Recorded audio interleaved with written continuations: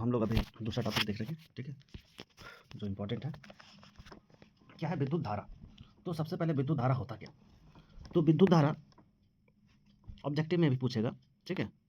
Objective कहने का मतलब जिसमें 4 ऑप्शन देता है, या शॉर्ट में भी 2 नंबर के क्वेश्चन में, कि विद्युत धारा किसे कहते हैं। तो एक तो जो इसमें लिखा हुआ है, दूसरा हम खुद से बताते हैं। विद्युत धारा आवेश के प्रवाह की दर को, ठीक है, विद्युत आवेश की प्रवाह के दर को, ठीक है, किसी चालक में को हटा के अगर सिर्फ इसको लिखते हैं कि आवेश के प्रवाह की दर को विद्युत धारा कहते हैं, ये सबसे अच्छा और सबसे सटीक आंसर है, ठीक है। क्या? आवेश के प्रवाह की दर को विद्युत धारा कहते हैं, ठीक है। आगे इसका सूत्र क्या होता है, बहुत इंपॉर्टेंट है सूत्र किसका? विद्युत धारा, ठीक है, मतलब इलेक्ट्रिक करंट, इसी। तो इसका सूत्र क्या होता है? I बराबर Q/T, ठीक है। ये Q/T, ये इस तरह से है Q/T, ठीक है। आगे अब इसमें I क्या है? तो I का मतलब होता है धारा, I का मतलब धारा, Q क्या है? आवेश, T क्या है? समय। तो अब यहाँ पे क्वेश्चन आया कि हम लोग I = Q बाय तो T कर दिए, ठीक है। तो इलेक्ट्रिक करंट का जो SI मात्रक है, ये क्या है? एम्पेयर है। क्या है? एम्पेयर। इलेक्ट्रिक करंट का SI मात्रक क्या है? एम्पेयर। जितना भी SI मात्रक बोल रहे हैं उसको नोट करके याद कर जाओ, ठीक है।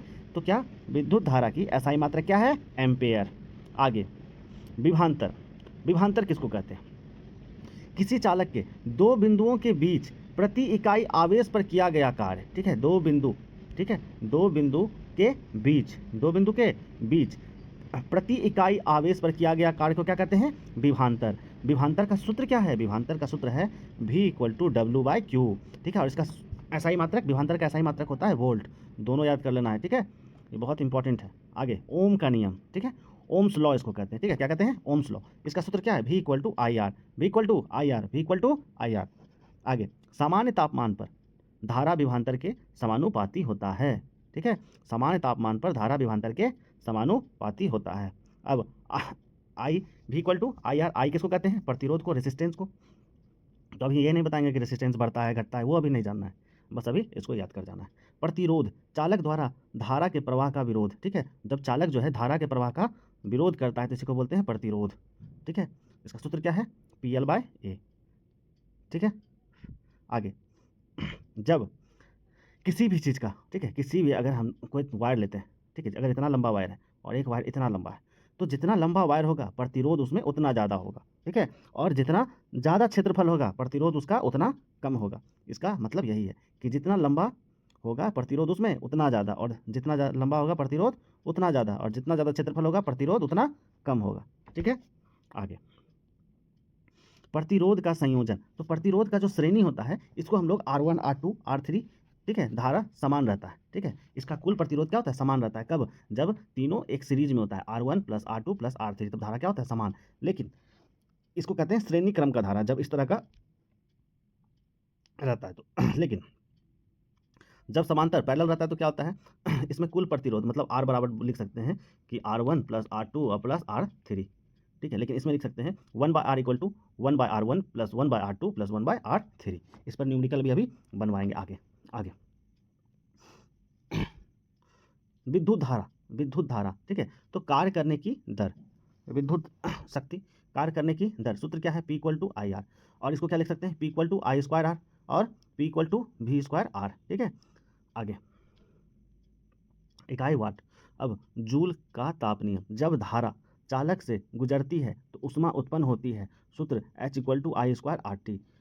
अब ये ऑब्जेक्टिव में भी क्वेश्चन बताए हैं कि हम लोग घर में जो विद्युत यूज करते हैं उसमें जो है कितना वोल्टेज होता है? तो 220 वोल्टेज, ठीक है।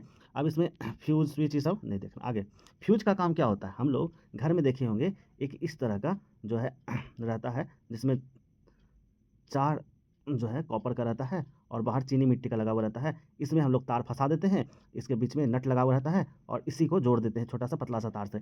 इसी को कहते हैं फ्यूज।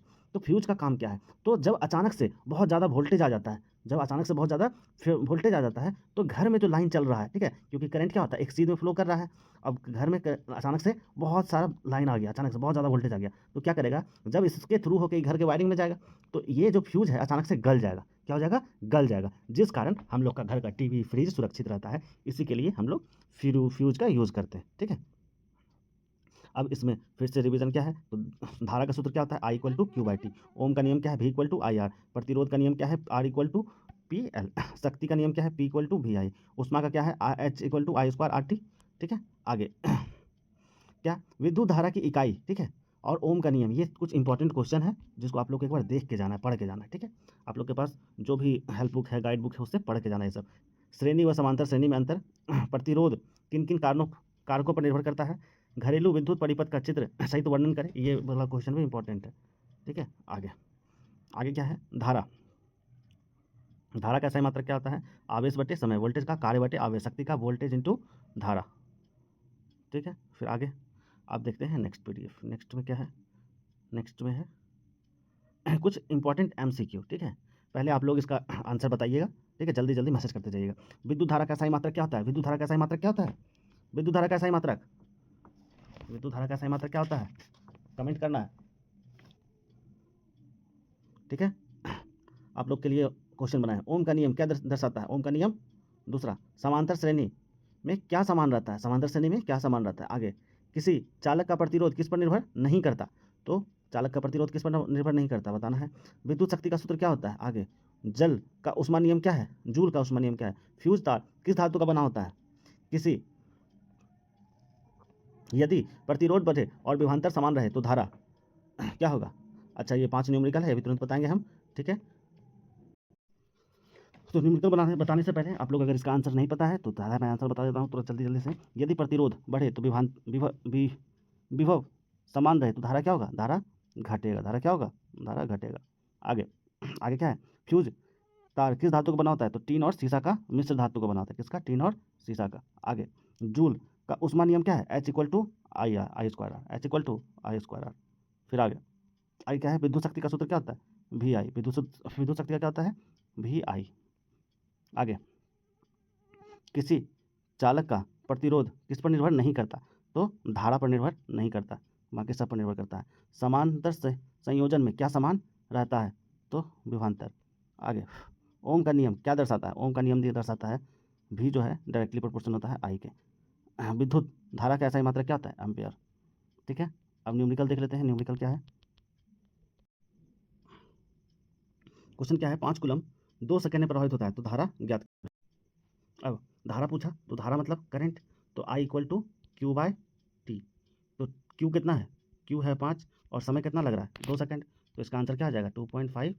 ठीक है, आगे आगे बोला कि 10 ओम प्रतिरोध 2 एम्पेयर धारा प्रवाहित हो रही है, विभवांतर ज्ञात करो। तो विभवांतर का सूत्र क्या होता है, आई आर। तो क्या हो जाएगा, 10 और 2, 10 गुना 2 20, क्या होगा, भी इक्वल टू आई आर 20। अब यहाँ पे वोल्टेज 220 वोल्टेज 2 एम्पेयर धारा प्रवाहित की शक्ति निकालो, तो इसका शक्ति का सूत्र क्या होता है भी आई। ठीक है, तो भी कितना है 200 और आई कितना है 2, 220 गुना 2 कितना होगा 440, 220 गुना 2 440। आगे, अब यहाँ पे ये क्वेश्चन आया, ये क्या है, इसको अच्छे से देखना है। ठीक है, तो ये है कि 2 एम्पेयर 4 एम्पेयर और 6 एम्पेयर श्रेणी में जोड़े हैं तो कुल प्रतिरोध कितना होगा। तो जब इसको श्रेणी में जोड़ते हैं, ठीक है, समांतर नहीं जोड़ा है, श्रेणी में, तो श्रेणी का बताएं तो फॉर्मूला क्या होता है, R1 R2। तो यहाँ पे 2 है, बस R1 और R2 को जोड़ देंगे, तो R1 का कितना है 4 ओम और R2 का कितना है 6 ओम, R1 प्लस R2, बस यहाँ यही करना है, 6 और प्लस 4 को जोड़ देंगे कितना हो जाएगा 10। इसी तरह से आगे क्या दिया है 3 और 6, लेकिन क्या है समांतर में, तो इसको क्या लिखेंगे 1/R1 और इंटू 1/R2, तो इसको लिखेंगे हम लोग,